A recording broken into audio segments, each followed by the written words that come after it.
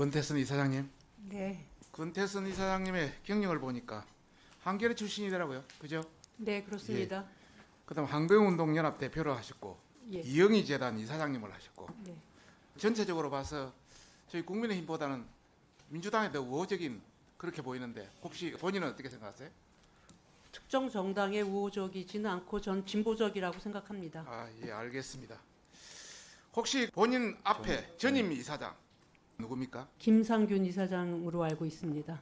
박근혜 정부 때는 고영주 이사장님이었죠? 네, 예. 고영주 이사장이 어떤 사유로 나간지 아세요? 고영주 이사장은 예, 문재인은 공산주의, 그다음에 부당 노동에 딱 두 가지로 나갔습니다.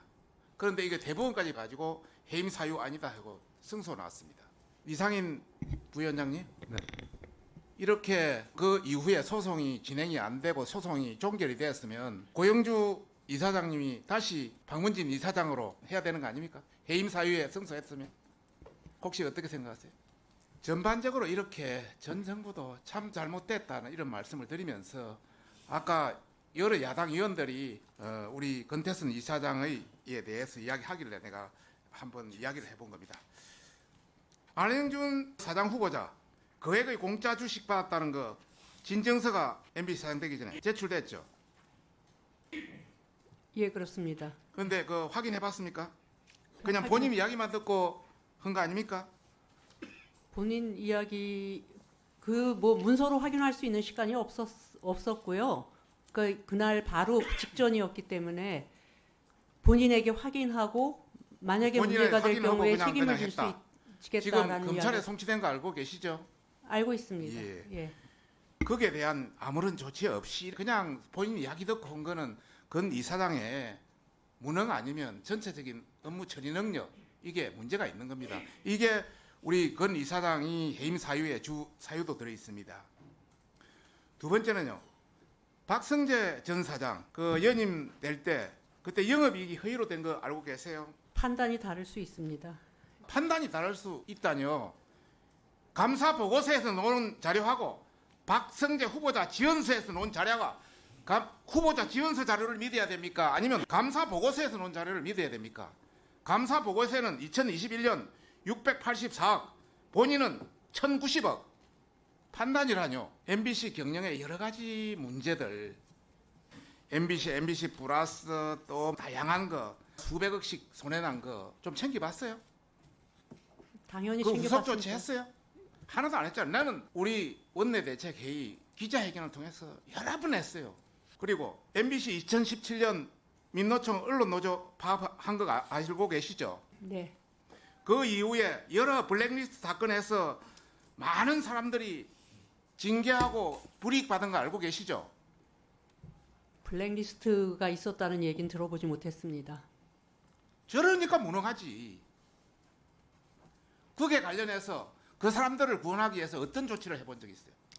거기에 대한 세부사항 파악해본 적 있어요? 그때 최승호 사장 기소됐어요.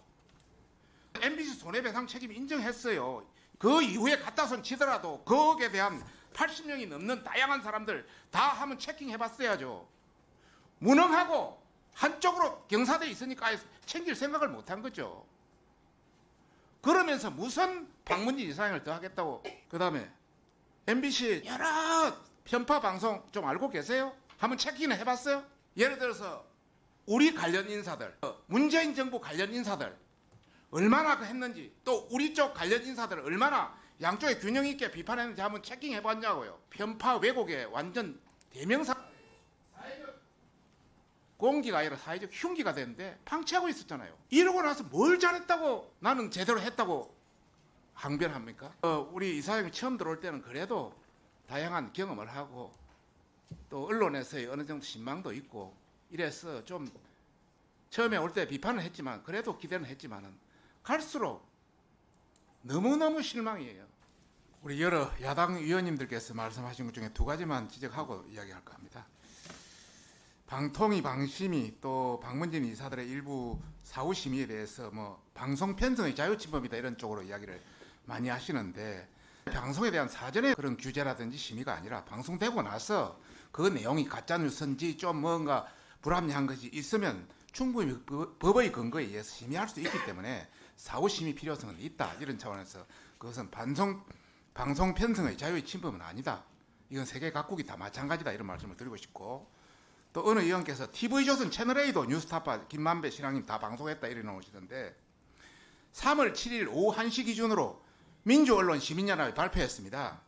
음성 파일을 보도하지 않는 데는 TV조선 채널A밖에 없다고. 그래서 그것이 미디어스 오마이뉴스에 기사가 나왔습니다. 자, 보십시오. 민주언론 시민연합에서 그 3월 7일 오후 1시 기준으로 음성 파일을 보도하지 않은 채널A, TV조선은 이렇게 나왔습니다. 그러다 보니까 3월 7일, 8일 날 이 TV조선 채널A도 했는데 반론 내용이 충분히 반영되어 있기 때문에 저희들은 상당히 충분히 인용하고 있다는 말씀을 드리고 싶습니다. 그 다음에 우리 이상인 부위원장님, 네. 권태선 이사장 가처분 집행정지는 인용이 되고 남영진 이사장은 기각났죠? 여러 사건의 결정이 엇갈리고 있는 중입니다. 예예. 이거 어떻게 생각하세요? 항고심이 다 항고를 해서 예. 서울고등법원에 다 사건이 예, 대기 예. 중입니다. 정리될 걸로 알고 이 있습니다. 가처분에 대한 자체가 판사에 따라서 이렇게 달라지면 안 된다. 기준이 있어야 된다. 이게 고무줄이 돼서는 안 된다. 이런 내용이 많고요. 이 시스템이 있어야 전반적으로 국민들도 또 모든 사람들이 공정한 어떤 법 앞에 평등한 것이 나온다. 이런 지적들이 많다는 걸 말씀드립니다. 그동안 쭉 보면은 해임에 대한 집행정지 신청은 거의 다 기각돼 왔습니다. 한상희 의기도 기각됐고, 그 다음에 문재인 정부 때 2,500원 김밥 해가지고 강규영 이사도 기각됐고요. 그리고 그 각종 문재인 정부 때 전 정부의 사장들 이 기각됐습니다. 이게 통상적으로 다 기각됐는데 서울행정법원에서 본안 청구에서 따져야 될 사항을 집행정으로 무리하게 해석한 측면이 있다. 변호사라든지 법률 전문가들의 이야기입니다. 만약 이것이 계속 인용이 된다면 앞으로 관료들이 어떤 비위나 잘못을 저질러도 행정소송이 종료될 때까지 해임을 할 수가 없습니다. 이런 관점에서 상당히 문제가 있는 판결이었다. 뭐 이런 말씀을 우선 드리고 싶고요. 권태선 이사장님, 네. 예, 방문진 임직원들 청탁금지법상 3만 원 이하 식사를 해야 되는데 188건을 3만 원 이상 쓴 것이 드러났고요. 공휴일, 명절, 주말에 뭐 업무 수행 관계없이 정청망청 업주비 썼던데 이 권 이사장이 제대로 관리 안 해서 나온 거 아닙니까? 뭐 업주비 기준에 따라서 했을 것으로 생각합니다. 그리고 했을 3만 원 것으로 이상은 다 3만 원 이상은 안 되는 것이 아니라 그 직원들에게 하거나 자, 알겠습니다. 예. 다 저희들도 체킹하고 따져 보니까요. 네. 권 이사장의 업주비를 분석해 보니까 방송 관계자 상당히 많은 식사를 했던데 인원을 고의로 누락한 것도 있고 사용 금액이 20만 원이 넘는 것들도 있고 이런 게 있어서 김영란법 위반되는 게 상당히 다수 드러나고 있던데 거기에 대해서는 어떻게 설명하십니까? 아니 무슨 인원이 고의적으로 누락된 게 있습니까? 그럼 우리가 자세하게 보내드리겠습니다. 그리고 누락이 있으면은 고발하도록 하겠습니다. 위원님, 제가 질문하고 싶은데요. 이게 어떻게 네, 여보세요, 네, 죄송합니다. 예, 이사장. 죄송합니다. 그게 안 되는 거면 안 하겠습니다. 근데 아주 그냥 조사를 하셨다라고 말씀하셔서 그랬습니다. 요 한번 보세요. 요 보면은 인원수가 들어가게 돼 있는데 인원수 다 빠져 있잖아요. 또 인원수 들어가 있는 것도 한번 보십시오. 노란 거 세 번째 다음에 보시면은 6월 14일 거 한번 보세요. 11명인데 53만 2천 원, 3만 원 훨씬 넘잖아요. 그 밑에 8명인데 32만 8천 원. 줄이 다 그래요. 그리고 이 숫자도 정확하지도 않는 것 같고요. 그래서 각 관계 자료를 추가 자료를 나중에 주세요.